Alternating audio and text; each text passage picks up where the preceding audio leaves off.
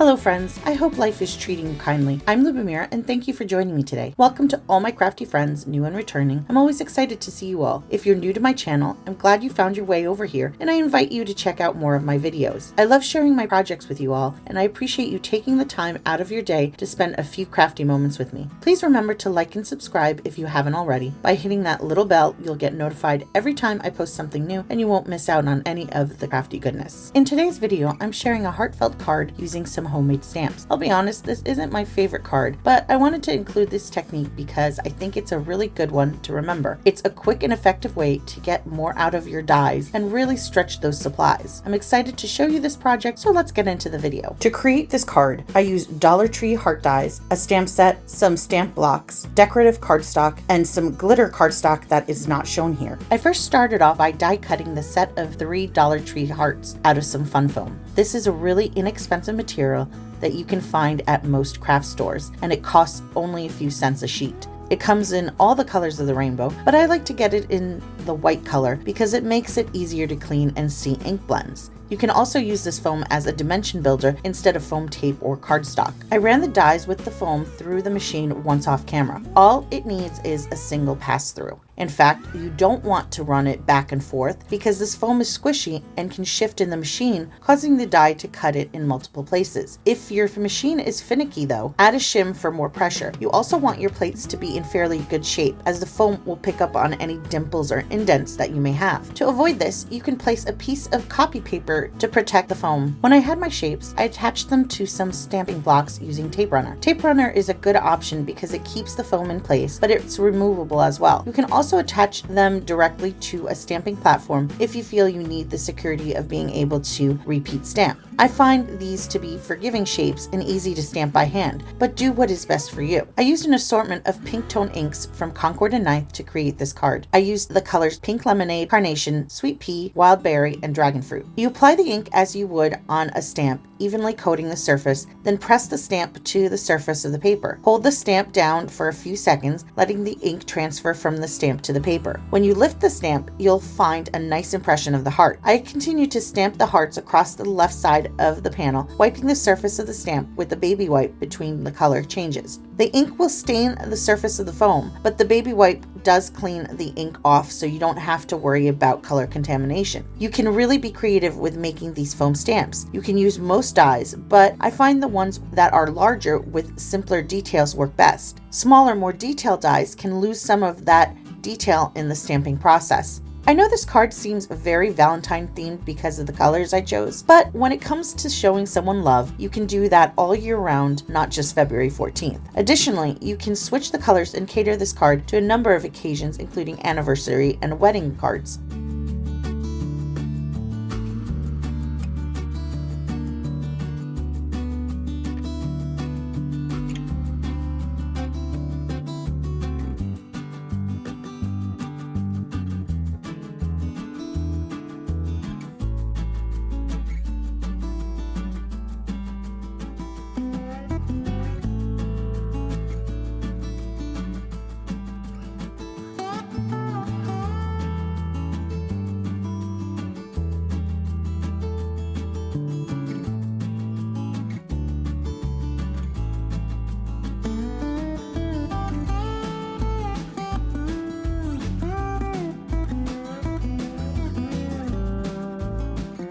Once I had the hearts stamped, I took some white cardstock and used the same inks I had stamped with to dye the cardstock to coordinate with the stamped images. I simply ran the ink across the surface of the paper. It would be easier with larger ink pads, but I used what I had on hand, and I also have the re-inkers for these cubes, since this technique uses a good amount of ink and can dry up the ink pad.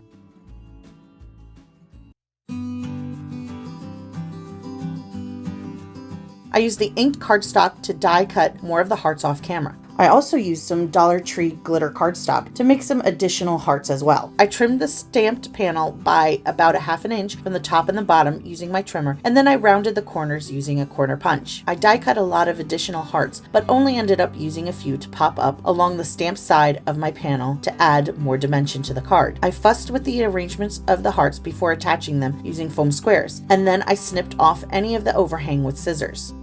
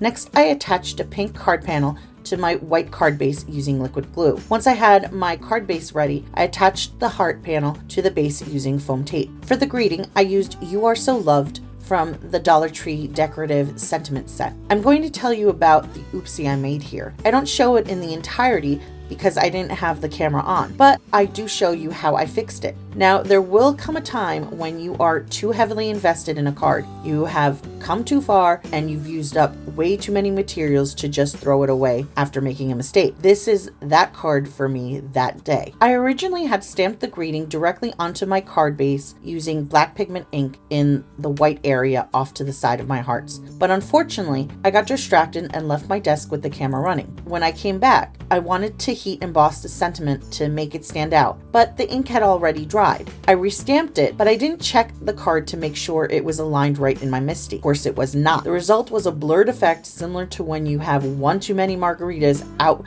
with the girls on a Friday night. At this point, I also realized that my camera wasn't recording, so I addressed that problem by clearing my memory card and came back to fix the card. So what do?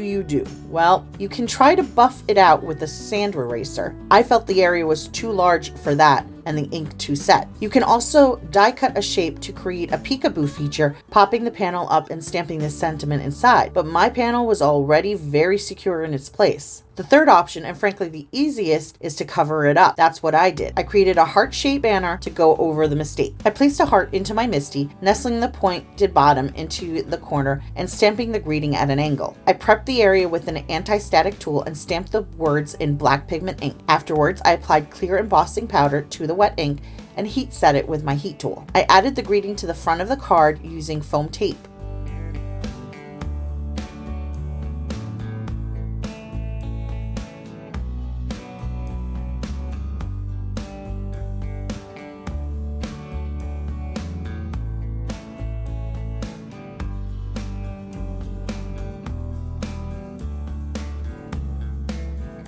To finish the card, I scattered some clear drops across the front of the card for an extra little bit of shine.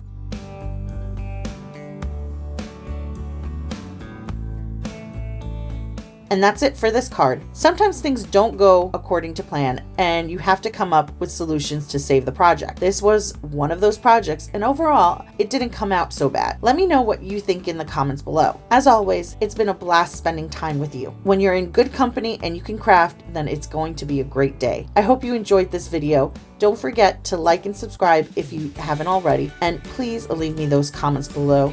I really do appreciate every single word you share with me. I hope you'll join me next time for another project. Until then, I hope you have a stress-free week and I hope life treats you kindly. See you soon. Bye.